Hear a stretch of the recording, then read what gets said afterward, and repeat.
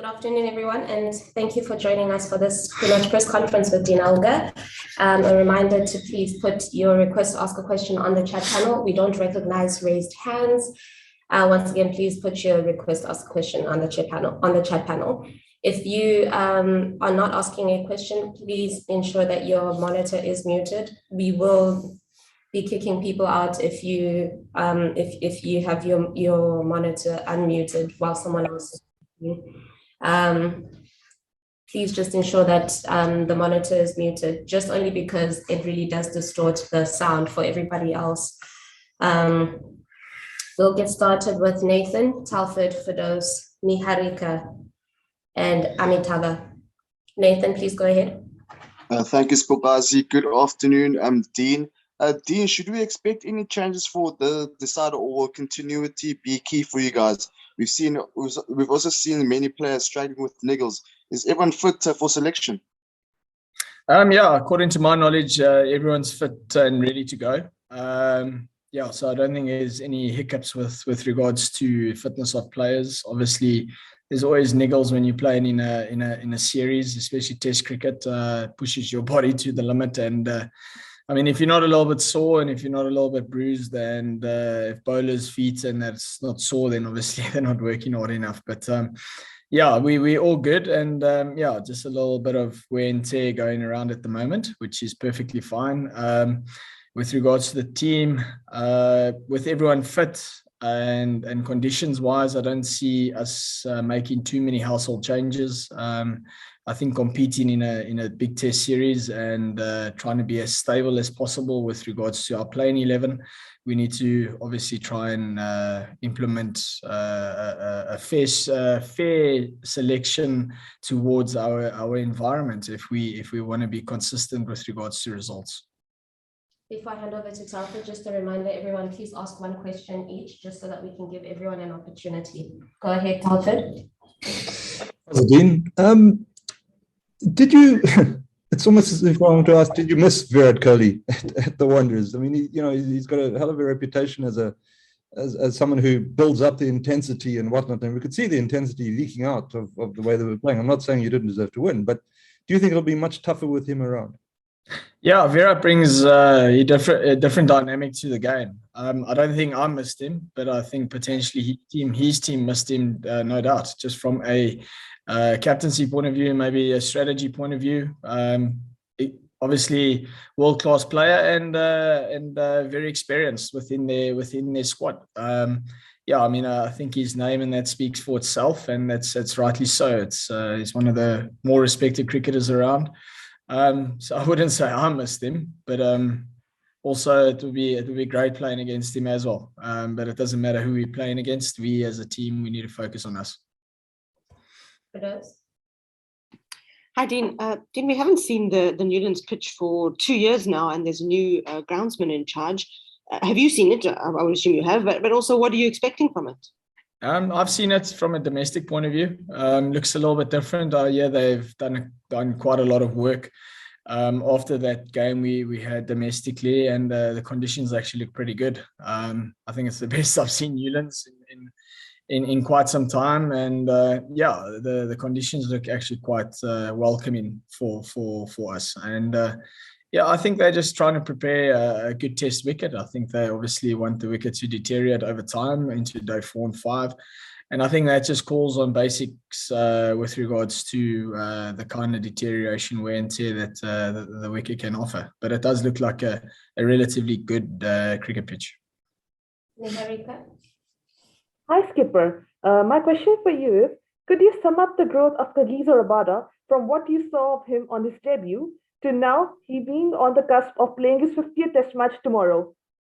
Yeah, KG's he's been brilliant for the Proteas badge over the last few years. I mean, playing 50 tests for your country is massive. I think when KG started, he was extremely raw and he had express pace and yeah, I think he's come of age in that period of time. He's influenced our group, our players group, in such a big way on and off the field. So yeah, extremely excited and happy for KG playing his 50 tests, and it's happened so quickly, and it makes one realize that we're all getting a little bit on now. but yeah, it's still such a early test career in my opinion. Kagi's only 26, I think, at the moment now, and he's played 50 tests.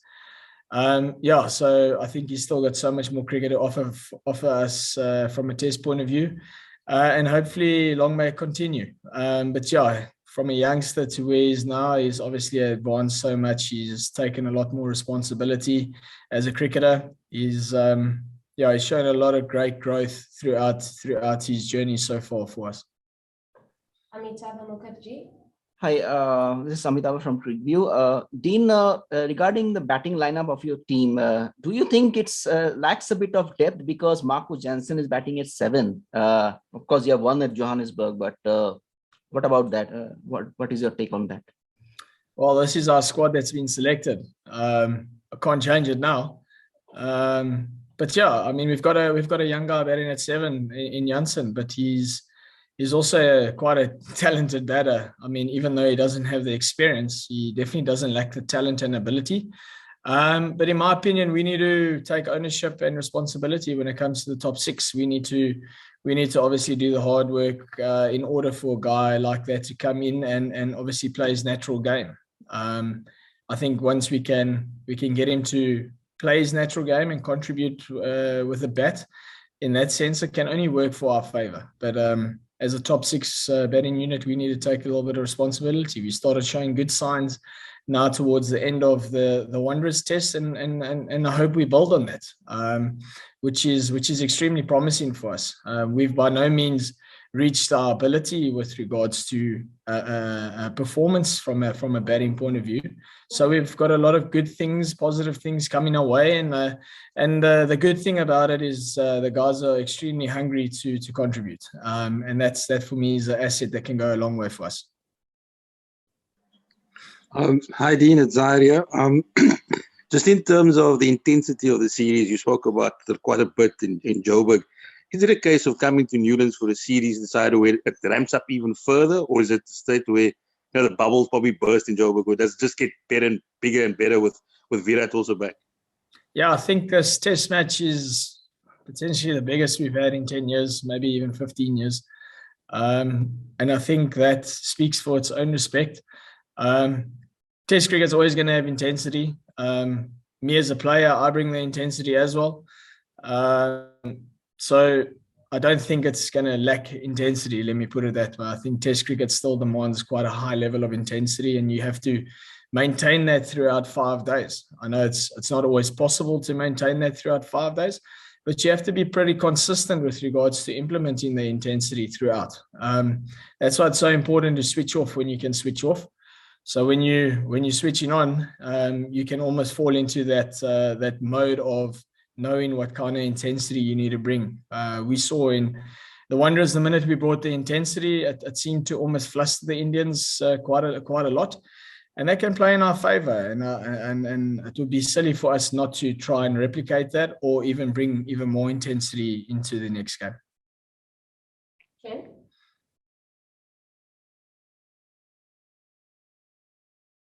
Ken? Ken?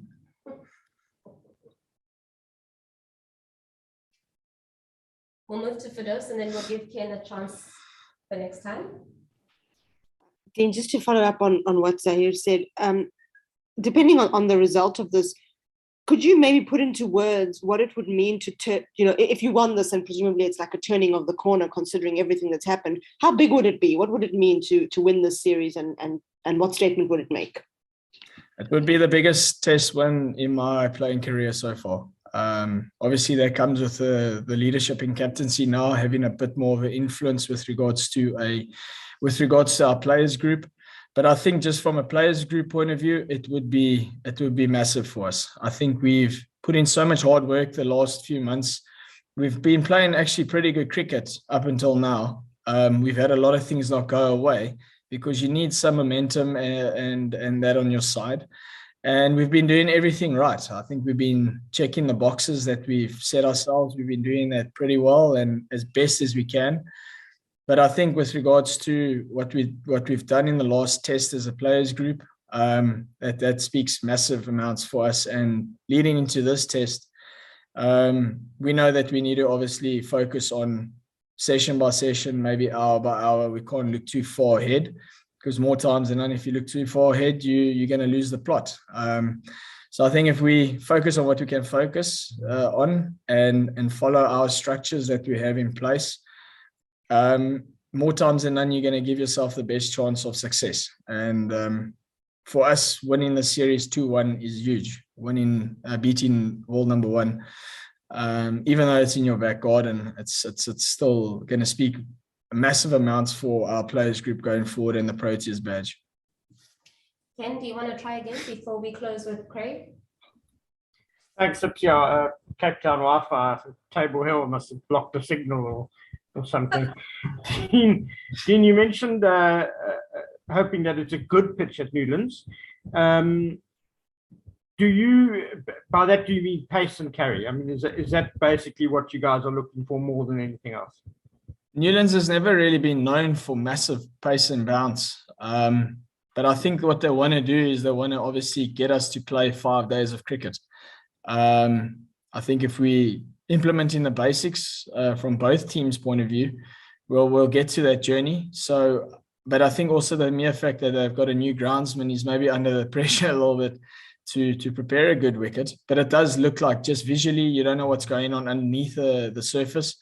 But just from a visual point of view, it does look like it's going to be a good test wicket. It's always a battle between bat and ball here at Newlands. If you bowl well, you're going to reap rewards. But if you apply your basics with regards to the batting point of view and disciplines, you're also going to get success going forward. So I think that kind of hand in hand works quite well with trying to get a good test surface here at Newlands. Great. Hi, Dean. Happy New Year to you. The top 6 batting order you spoke about, I mean, those knocks by Aiden Markram and Rassie van der Dussen, particularly in the second innings at the Wanderers, 40 and 31. But how, having had a few days to reflect on it, how important is that for you as a captain to know that those guys, they hit some form going into this test? Even though, maybe 40 and 31 doesn't sound like big scores, but in the context of the game, it was massive. How much comfort does that give you? Obviously. It gives me a lot of confidence. But saying that, I've always known that they've got that ability to perform those kind of knocks for us. Things haven't potentially gone their way in previous series or previous innings, and that's also part of the nature of the game. Behind the scenes, they've been working their backsides off to obviously try and make massive plays for this team. Knowing them as characters, they're not satisfied with what they've done, even though they made good contributions in the second innings, which goes a long way with regards to just a confidence point of view. Just knowing that, guys, I'm still able to do this. I'm still able to put in the hard graft and get results and contribute in a big way. But also saying that they know that their work's not done. That's always going to be a message that I'll drive. Is the one positive going forward is we all start on naught tomorrow. And I think that's an exciting factor for us, the fact that you can come back and try and do that again. And I think the most successful players who've played this game, they never, ever lose that hunger to always come back and try and influence and try and make a big performance or a big play for the side. It gives me a lot of confidence knowing that they're feeling somewhat a lot better, knowing that they've put in a decent performance in the second innings. Thanks. Thank you very much, everyone, for joining us. We'll see you tomorrow after day 1. Thank you. Well. Thanks.